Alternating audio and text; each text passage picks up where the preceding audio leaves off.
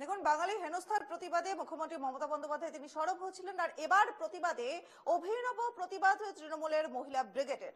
লক্ষ্মী নয় অলক্ষ্মী পাঁচালী পড়ে প্রতিবাদ তৃণমূলের মহিলা কর্মীদের। বিজেপি শাসিত রাজ্যে বাঙালি হেনস্থার প্রতিবাদ, গান্ধী মূর্তির নিচে লাগাতার ধর্নার কর্মসূচিতে তৃণমূল কংগ্রেস। ছবি দেখাচ্ছি আপনাদের। বাঙালিদের হেনস্থার অভিনব প্রতিবাদ এবার তৃণমূল কংগ্রেসের পক্ষ থেকে। অলক্ষ্মী পাঁচালী পড়ে প্রতিবাদ জানালেন মহিলা তৃণমূলের কর্মীরা। গান্ধী মূর্তির নিচে বিক্ষোভে মহিলা ব্রিগেড।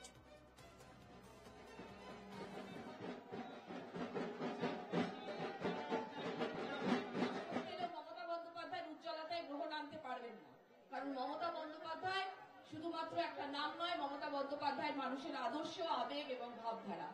আগামী 100 প্রজন্ম তিনি মানুষের মনে থাকবেন। তুমি কি তাদের ক্ষমা করিয়াছ?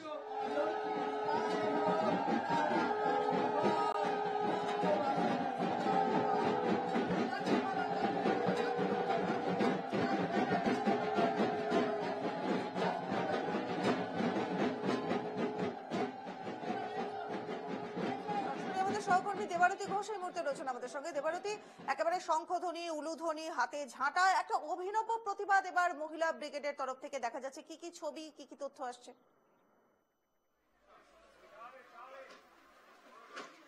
দেখো, ইতিমধ্যেই শেষ হয়ে গিয়েছে মহিলা তৃণমূল কংগ্রেসের যে ধর্ণা কর্মসূচি, সেই ধর্ণা কর্মসূচি।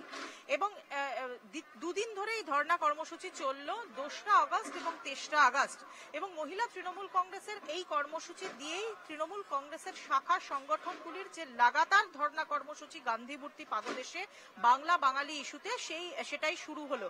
এবং মহিলা তৃণমূল কংগ্রেসের ধর্ণা কর্মসূচিতে যে শেষ দিন, অর্থাৎ 3রা আগস্ট, আজকে রবিবার, সেটা অভিনব কর্মসূচির মাধ্যমে শেষ হলো। হরিণ লুট দেওয়া হলো, বাতাসা ছোড়া হলো।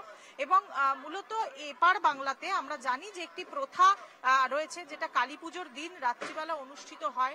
বাঙালি বাড়িতে, হিন্দু বাঙালি বাড়িতে অলক্ষ্মী বিদায় করে লক্ষ্মী পুজো করা হয় এবং লক্ষ্মীর পাঁচালী পড়া হয়। সেরকম ভাবেই চন্দ্রিমা ভট্টাচার্য লক্ষ্মীর পাঁচালী নয়, বরং অলক্ষ্মীর পাঁচালী পড়লেন। এবং সেই অলক্ষ্মীর পাঁচালীতে ধরা রইল যে কিভাবে বিজেপি সরকার বাংলা এবং বাঙালিকে, তাদেরকে প্রতি মুহূর্তে অপমান করছেন এবং কিভাবে বিজেপি সরকারকে বিসর্জন দেওয়া উচিত আগামী নির্বাচনে।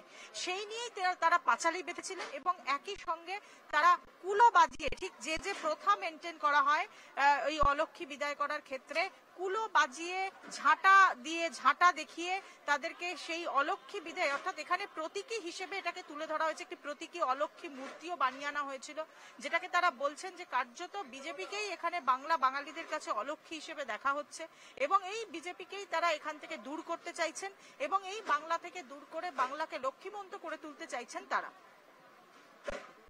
বেশ বেশ, অনেক অনেক ধন্যবাদ দেবারতী। আপনারা ছবি দেখতে পাচ্ছেন প্রতিবাদে তৃণমূলের মহিলা ব্রিগেড, তারা কিন্তু শঙ্খধ্বনি, উলুধ্বনির মাধ্যমে, কুলো বাজিয়ে এবং ঝাঁটা হাতে, যে প্রথার মাধ্যমে অলক্ষ্মী বিদায় হয়, তৃণমূল কংগ্রেসের তরফ থেকে বিজেপিকে অলক্ষ্মী বলেই এখানে দাবি করা হচ্ছে। এবং অলক্ষ্মী বিদায়ের মাধ্যমে একটি প্রতীকী প্রতিবাদের মাধ্যমে 2 এবং 3রা আগস্টে যে কর্মসূচি ছিল মহিলা ব্রিগেডের, সেই ব্রিগেডের কর্মসূচি সুসম্পন্ন হল। আর এই বিষয়কে কেন্দ্র করে শ্রমিক ভট্টাচার্য, বিজেপির রাজ্য সভাপতি, তার কি বক্তব্য? একদম ঠিক ভাষা বলেছে। আপনি বাংলাদেশের একটা বই নিয়ে এসে পড়ুন আর পশ্চিমবঙ্গের একটা বই, যে কোনো টেক্সট বই নিয়ে এসে পড়ুন, দুটোর মধ্যে পড়লেই বুঝতে পারবেন কোনটা সুবোধ সরকার লিখেছে আর কোনটা বাংলাদেশের কোন শফিকুল ইসলাম লিখেছে। ওই ভাষাটা পড়লেই বোঝা যায়। সুতরাং বাংলা ভাষায় কথা বললেই সে ভারতবাসী হয়ে যাবে, বাংলা ভাষায় কথা বললেই তার নামটা ভোটার লিস্টে রেখে দিতে হবে, এটা চলবে না। পরিকল্পিতভাবে বিভিন্ন জায়গায় ফেক আধার কার্ড নিয়ে এখন ওরা বঙ্গভবনের মধ্যে ঢুকে পড়েছে।